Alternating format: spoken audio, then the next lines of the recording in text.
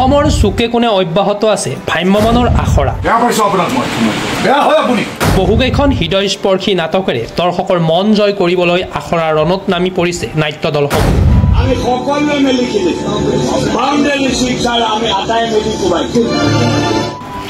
এইবেলিও 2025-26 নাট্যবৰ্ষৰ বাবে আখৰাৰে সাজু হৈ উঠিছে অসমৰ আগশাৰীৰ ভ্ৰাম্যমান দল ইতিহাস থিয়েটাৰ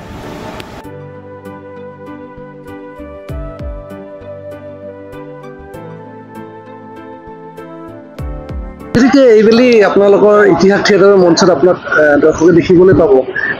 কেনেকুৱা ধৰণৰ নাট আপোনালোকে মঞ্চ পাই ইতিহাস থিয়েটাৰৰ এটা পৰম্পৰা আছে সদায় বিনোদনধৰ্মী নাট আৰু যাতে এটা ভাল বাৰ্তা দিয়ে সমাজলৈ সেই ধৰণৰ পৰিকল্পনা লৈ তেওঁলোকে নাটসমূহ দৰ্শকৰ মাজত আগবঢ়াই দিছে সপ্তদশ বৰ্ষত মই ইয়াত সহযোগিতা আগবঢ়াবলৈ সক্ষম হৈছোঁ আৰু খুব ভাল লাগিছে যে যদিও এজনে নাট্যকাৰ অভিজিত ভট্টাচাৰ্যদেৱৰ 3খন ৰচনা আৰু পৰিচালনাৰ সমৃদ্ধ আমি 3খন ভিন্নধৰ্মী নাট দৰ্শকৰ মাজত উলিয়াই দিবলৈ চেষ্টা কৰিছোঁ ভিন্নধৰ্মী ক'বলৈ পাই মই এইকাৰণে সুখী হৈছে যে প্ৰকৃততে এখন নাট আনটোৰ পৰা পৃথক আৰু প্ৰত্যেকখন নাটৰ যোগেদি আমি দৰ্শকক এটা বেলেগ ধৰণৰ অনুভৱ এটা ভাল বাৰ্তা দিবলৈ চেষ্টা কৰিছোঁ সেয়া দৰাযাত্ৰীয়ে হওক মানুহ নহয় প্ৰেমিকে হওক বা ৰামৰাজ্যৰ লক্ষ্মণে হওক সাধাৰণতে দেখা যায় যেতিয়া নাট্যকাৰ এজনে খুব ব্যস্ত হৈ পৰে বিভিন্ন নাট ৰচনাৰ ক্ষেত্ৰত তেওঁ অলপ জটিলতাত ভোগে কিন্তু আমাৰ সৌভাগ্য বিশেষকৈ ইতিহাস থিয়েটাৰ 2025-26 নাট্যবৰ্ষৰ কাৰণে আমাৰ গোটেই নাট্য দলৰ বাবে এটা খুব ভাল কথা যে 3খন সঁচাকৈ খুব সাৱলীল আৰু সুন্দৰ অনুভৱ থকা নাট 3খন আমি পাইছোঁ আৰু আমাৰ অপ্ৰাণ চেষ্টা অব্যাহত আছে দৰ্শকৰ মন জয় কৰিবলৈ যাতে গোটেই নাট্য দলটো নাট্যগোষ্ঠীয়ে যাতে সফলভাৱে আগবাঢ়ি যাব পাৰে তাৰে কামনা কৰিছে তাৰ চেষ্টা চলি আছে আখৰাৰ যিটো সময় আপোনালোকে নিশা কৰি আছে কিমান নিশালৈকে আখৰা বহুত জটিল হৈ যায় কাৰণ খুব সীমিত সময়ৰ ভিতৰত আমি 3খন নাট মানুহৰ মাজত ওলাই দিয়াৰ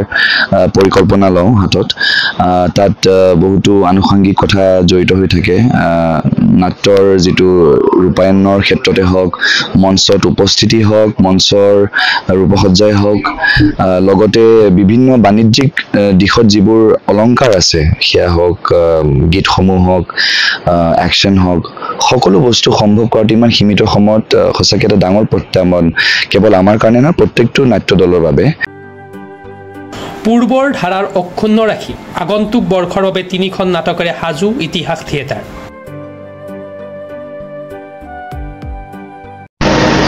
এইবেলি ইতিহাস থিয়েটাৰৰ 3খন নাট আপোনাৰ পৰা লোৱা পাইছোঁ কি নাট পাই এখন আছে মানুহ নহয় প্ৰেমিক আৰু এখন আছে দৰাযাত্ৰী আৰু এখন ৰামৰাজ্যত লক্ষ্মণ মানুহ নহয় প্ৰেমিকখন অলপ ৰোমান্টিক থ্ৰিলাৰ তাত প্ৰেমৰ কাহিনী এটা আছে লগতে এটা থ্ৰিলাৰ ধৰ্মী কাহিনী এটা আছে আৰু দৰাযাত্ৰী এখন খুব মিঠা নাটক এখন গ্ৰাম্য সমাজক মূল ভিত্তি কৰি লোৱা এখন নাটক আৰু এখন আছে ৰামৰাজ্যৰ লক্ষ্মণ যিখন বৰ্তমান আমি আখৰা কৰি আছোঁ সেইখন ৰাজনৈতিক নাটক এখন ৰাজনৈতিক আজিৰ যিটো ৰাজনীতি তাৰ ওপৰত লিখা এখন নাটক আপোনালোকৰ এতিয়ালৈকে কিমানখন নাটক সম্পন্ন আমাৰ 2খন নাটক হৈ গ'ল 2খন নাটকৰ আমি মঞ্চ আখৰা কৰি আছোঁ মাটি আখৰা হৈ গ'ল আজি এখন 3 নম্বৰ নাটকখন ৰামৰাজ্যৰ লক্ষ্মণ সেইখন আমি মাটি আখৰা কৰি আছোঁ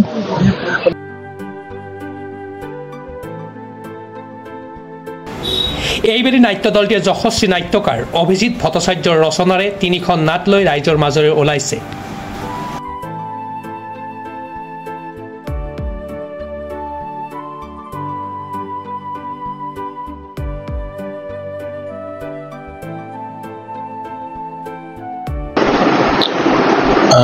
এইবাৰ 17 বছৰ হ'ল ইতিহাস থিয়েটাৰ কিন্তু এতিয়া এইবছৰ আমাৰ ইতিহাস থিয়েটাৰৰ নাটক 3খন নাটক লৈছোঁ এইবাৰ 3খন নাটকে কিন্তু অভিজিত ভট্টাচাৰ্যৰ মানুহ নহয় প্ৰেমিক ৰামৰাজ্যৰ লক্ষ্মণ দৰাযাত্ৰী গোটেই 3খন খুব সুন্দৰ নাটক আপোনাৰ সেইদিনাখনি মই চালোঁ দৰাযাত্ৰী নাটকখন খুব মিঠা কাহিনী এটা হৈছে খুব ভাল লগা মানে বাকী কেইখনৰ কথা নকওঁ ভালেই হ'ব 3খন নাটকে মানে ঘৰৰ এটা ফেমিলি একেলগে বহি নাটক 3খন উপভোগ কৰিব পাৰিব ইমান সুন্দৰকৈ নাটককেইখন বনোৱা হৈছে খুব ভাল লগা কাহিনী ষ্টৰীকেইটাতো অত্যন্ত ভাল লগা তাৰমানে সিদিনাখনি মই অলপ চালোঁ বহি পেলাই, সময়ো নহয় তাৰ মাজতে বহি চালোঁ।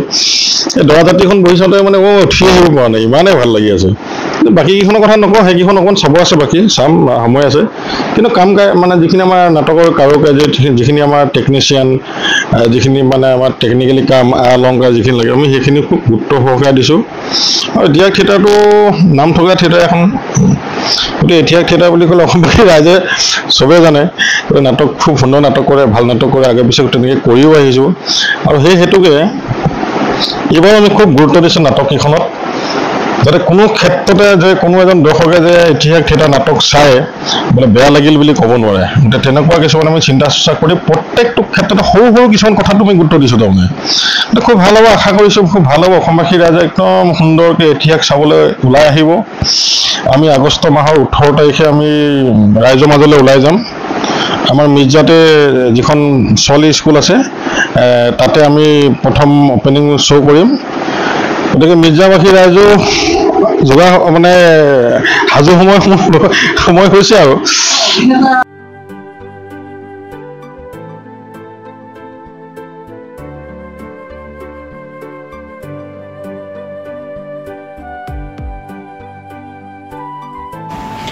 নিউজ ডেস্ক ৰিপৰ্ট, প্ৰাতঃ টাইম ডিজিটেল।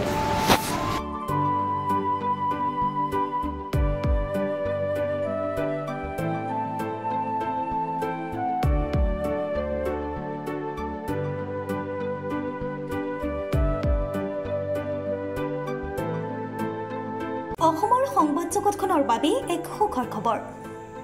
আপোচবিহীন ৰাইজৰ কণ্ঠ সাপ্তাহিক কবচ পুনৰ এবাৰ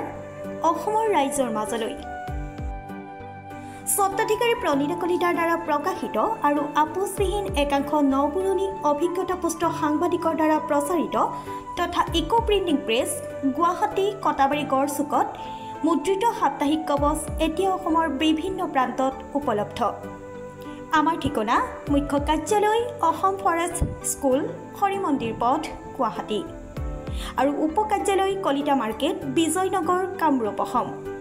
মোবাইল নম্বৰ হৈছে 9435114666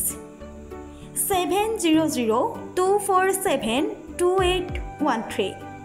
আমাৰ ইমেইল আইডি হৈছে kobos2025@gmail.com।